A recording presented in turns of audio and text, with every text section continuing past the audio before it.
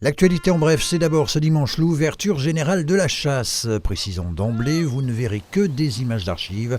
Aucune société signe des temps n'ayant pu ou souhaité accueillir une de nos équipes. Une saison qui s'annonce plutôt bien, le grand gibier ayant notamment connu une période de reproduction féconde malgré la météo.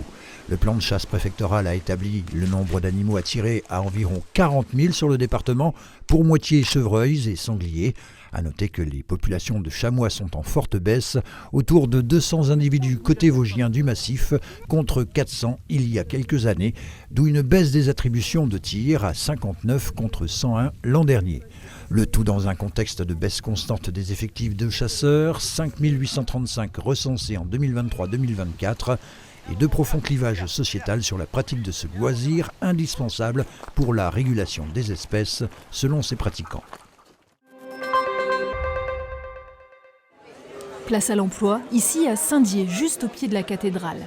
C'est le nouveau format de France Travail en matière de forum de l'emploi et le premier dans les Vosges.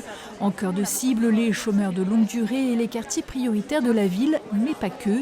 Une quarantaine de structures proposant 100 à 150 emplois ont participé dans ce bassin d'emploi qualifié de dynamique avec une industrie qui se renouvelle.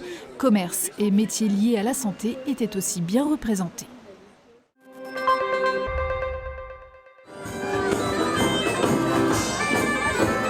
De la musique celtique dans le parc thermal de Contrexéville pour célébrer comme il se doit un anniversaire, les 10 ans de la fête de l'automne organisée dans la ville thermale le week-end dernier.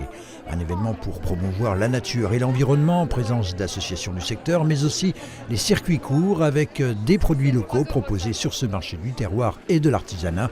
80 exposants étaient présents et le public au rendez-vous.